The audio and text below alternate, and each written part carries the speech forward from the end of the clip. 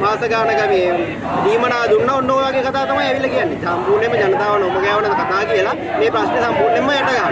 ඒකට මේ කතාවල් මේ මාධ්‍යවල ප්‍රකාශ ගන්න ජනතාව ඇත්ත ප්‍රශ්නේ ජනතාවට දෙන්න. මොකද අපි මෙතන ඇවිල්ලා මේ උද්ඝෝෂණ කරන්න සහ මේ වෘත්තීය සංගම් ඇවිල්ලා මේ වැඩ වර්ජන කරන්නේ මේ ජනතාවට අවශ්‍ය ප්‍රතිකාර ටික දෙන්න අවශ්‍ය සෞඛ්‍ය සේවකයෝ සෞඛ්‍ය සේවක මණ්ඩල රාජ්‍ය රෝහල් වලට බඳවා ගැනීමට අදාළ නිසි ක්‍රමවේදයක් හදන්න කියන එක මේ කියන්නේ. එතකොට මේ එහෙම නැතුව මේ පඩි ප්‍රශ්නයක් ඉල්ලලා නෙමෙයි මෙතෙන්ට ඇවිල්ලා කෑ ගහන නිසා මේ අඩවර්ජන කරන්නේ. එතකොට අමාත්‍ය වංශයේ විදියට වැඩි ප්‍රචාරයක් තමයි අරන් යන්නේ. එතකොට ඒ නිසා මේ අර යන්නේ කොහොමද මල්ලේ පොල් වගේ උත්තර දෙන්නේ නැතුව කරුණාකරලා මේ ප්‍රශ්නෙට අදාළ උත්තරේ දෙන්න කියලා එක තමයි අපි ඉල්ලන්නේ. එහෙම නැතුව මේ ආණ්ඩුව වංගු ගහ අතර වටේ වෙන දේවල් අතගග ඉන්නවා මිසක් අදාළ ප්‍රශ්නෙට උත්තර දෙන්නේ නැහැ. මේකට අදාළ විසඳුම අදලා දීලා තියෙනවා UGC එක විදියට. විශ්වවිද්‍යාල ප්‍රතිපාදන කොමිෂන් සභාව විදියට උදළතා ලේඛනයක් හදලා මේ වෙද්දි ප්‍රකාශයට පත් කරලා තියෙන. අතර ඒ විදියට බඳවා ගන්නේ නැතුව තමයි මේ උද්ගල විශ්වවිද්‍යාල උපාධාරණය විතරක් බඳවා ගැනීමේ ක්‍රමවේදයට මේගොල්ලෝ එළඹිලා තියෙන්නේ. ඒ නිසා රාජ්‍ය විශ්වවිද්‍යාල සමුදාය විද්‍යා උපාධාරණය බඳවා ගැනීම අදාළ නිසි ක්‍රමවේදයක් හදනකම් අපි අපේ අරගලේ දිගටම අරගෙන යනවා.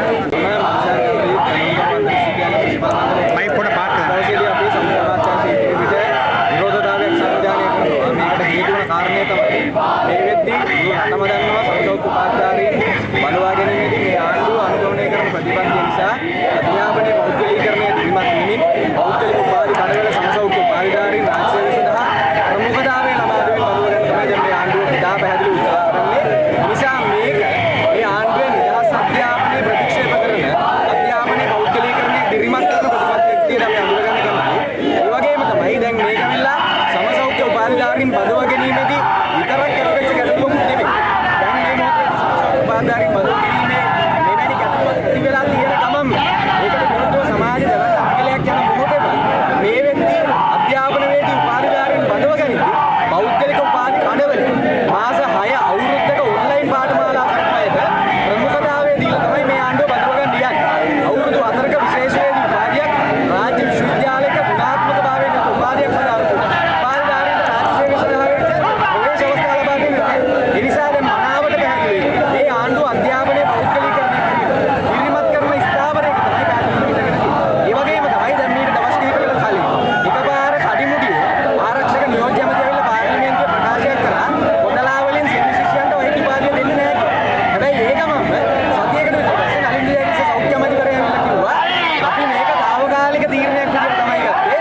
සීමාවාසික පුහුණුව ලබා දීමේදී ඇති වෙලා තියෙන දෝෂයක් ප්‍රමාණවත් පහසුකම් නැතිවීම නිසා තමයි මේ තීරණය ගත්තේ. ඒක නිරාකරණය කරගත්ත මුල්ම මොහොතේ මේවා විසඳුවා කියලා පැහැදිලිවම කිව්වා. ඒ නිසා පැහැදිලි මේ ආණ්ඩුව නිදහස් අධ්‍යාපනයේ පක්ෂපාතී ස්ථාවරයක නෙවෙයි හිටගෙන ඉන්නේ. ඒ වෙනුවට මේ ආණ්ඩුව පැහැදිලිවම අධ්‍යාපනයේ පෞද්ගලීකරණය කිරීම ස්ථාවරයක හිටගෙන ඒකේ ප්‍රතිඵලයක් විදිහට තමයි සමසෞඛ්‍ය උපාධියටත් මෙවැනි අරමුදයකට මුහුණ දෙන්න සිදු වෙන්නේ. එතකොට දැන් මෙන්න මේ ප්‍රශ්නයට අපි යෝජනා කරන මේ ආණ්ඩුවට විශ්වවිද්‍යාල ප්‍රතිපාදන සභාවෙන් අනුමත කරලා තියෙන විද්‍යාලය ස්ථිතිනවා. ඒකට අනුව බඳව ගන්න කියලා. ඒක කිව්වට පස්සේ මේ ආණ්ඩුවෙන් අපිට දිගටම කියපු තමයි රාජ්‍ය සේවා කොමිෂන් සභාවෙන් තමයි කියන්නේ මෙන්න මෙවැනි දැනුම වෙන විභාගයක් තියන්න කියලා. ඒතකොට අපි කිව්වා අපි ගිහිල්ලා රාජ්‍ය සේවා කොමිෂන් එක හම්බුනා. කොමිෂන් එක හම්බුනාට පස්සේ පැහැදිලිවම කොමිෂන් එකේ නිලධාරීන් කියපු කතාව තමයි අපිට මේ ආණ්ඩුවට ප්‍රතිපත්තිමය තීරණයක් ගන්න ඕන. ඒකට අනුව බඳව ගන්න පුළුවන්. අපිට ඒක කිසිම ගැටලුවක් නැහැ. ඒ නිසා මෙතන ප්‍රතිපත්තිමය තීන්දුවක් මේ ආණ්ඩුව ගන්නේ නැතුව යන්නේ. මේ ආණ්ඩුවට නිශ්චිත අවශ්‍යතාවයක් තියෙනවා. ප්‍රතිපත්තිමය අවශ්‍යතාවයක් තියෙනවා. මුදලාවල ඇතුළු පෞද්ගලික විශ්වවිද්‍යාලවල සුදුසුභාවය ලබා දෙන්න. ඒකට තමයි මේක කරන්නේ. ඒ නිසා තාම පැහැදිලි. මේ රනිල් වික්‍රමසිංහලා ගියාටත් වඩා අන්ත පාරක තමයි නිදහස් අධ්‍යාපනය විනාශ කරමින් මේ ආණ්ඩුව යන්නේ. මොකද දැන් සමසෞඛ්‍ය උපාධියට මෙවැනි අරමුදයක් මුහුණ දෙන්න සිද්ධ වෙලා. අධ්‍යාපන වේදී උපාධියට මෙවැනි අරමුදයක් මුහුණ දෙන්න සිද්ධ වෙලා. වෛද්‍ය උපාධිය දෙන එක නතර කරත් ඒකට කියන ඉතාම තාක්ෂණික කරුණ නිදහස් අධ්‍යාපනය මත පිළිලා කියන එක. ඒ වෙනුවට ඉතා සුළු අතොපිට ප්‍රශ්නයක් තමයි කියන්නේ. ඒ නිසා මෙතන බරපතල ප්‍රශ්නයක් තියෙනවා. නිදහස් අධ්‍යාපනය විනාශ කිරීමේ අතක් මේ ආණ්ඩුවෙන් යනවා. ඒකට විරුද්ධව තමයි අධ්‍යාපනයේ මේ විදිහට සෞඛ්‍ය අමාත්‍යාංශ ඉදිරිපිට ඇවිල්ලා අඛණ්ඩව විරෝධතාවය සිදු කරගෙන යන්නේ. ඒ වගේම තමයි ආණ්ඩුවට අපි නැවත අවධාරණය කරලා කියන්නේ මේක වහාම රිවර්ස් කරන්න. එහෙම නැත්නම් ආණ්ඩුවට ඕනේ විදිහට සද්දෙට මේ ප්‍රශ්නේ වඩා ශක්තිමත් කියන්න සූදානම් බව පැහැදිලිව ප්‍රකාශ කරන්න ඇත්තටම මේ වෙනකොට ප්‍රශ්නයක් නලින්ද ජයතිස්ස ඇමතිවරයා හදලා තියෙනවා. විශේෂයෙන්ම මේ සමසෞඛ්‍ය උපාධිධාරීන් සියලු දෙනා රාජ්‍ය සේවාවට බඳවා ගැනීමේ හැකියාව තියෙනවා. ඒත් දැන් නලින්ද ජයතිස්ස ඇමතිවරයාට තියෙන ලැජ්ජාව නලින්ද ජයතිස්ස ඇමතිවරයාගේ ලැජ්ජාව වහගන්න බැරි හින්දා අපිට උද්ඝෝෂණ කරන්න වෙලා තියෙනවා, වර්ධන කරන්න වෙලා තියෙනවා. මේ සෞඛ්‍ය සේවාව ඇතුලේ අර්බුද හදන්න වෙලා තියෙනවා. ඒ හින්දා අපි කියන්නේ ආණ්ඩුවේ ඔළුවක් තියෙන නලින්දට උපදේශයක් දෙන්න පුළුවන් කවුරු හරි ඉන්නවා නම් කරුණාකරලා මේ සංඛ්‍යා ලේඛන දිහා බලන්න. මේ සංඛ්‍යා ලේඛන දිහා බැලුවාම මේකට ඕනෑ තරම් උත්තර හම්බ වෙයි. දැන් නලින්ද කියනවා වැඩ වර්ධන අතෑරලා එන්නලු විසඳුම් දෙන්න. මොන්න අපි වැඩ වර්ධන අතෑරියා මේ සුමානේ. දැන් නලින්දට පුළුවන් විසඳුමක් දෙන්න. නලින්දට ඒත් හිතෙනවා නම් මේ විසඳුම අරගෙන අපි නලින්දට විහිළු කරයි කියලා අපි පොරොන්දු වෙනවා අපි විහිළු කරන්නේ නැහැ. නලින්දට ඒක අපිට දෙන්න බැයි නම් නලින්දගේ වෘත්තීය සමිතියකට හරි දෙන්න. දැන් නලින්ද ජයතිස්ස ඇමතිවරයා වෘත්තීය සමිති ව්‍යාපාරය කඩලා මේක බෙදවන්න ඇදුවා. වෘත්තීය සමිතිය වල ඉන්න අයට සංස්ථාවල සභාපතිකම් දීලා මේක බෙදා ගන්න ඇදුවා.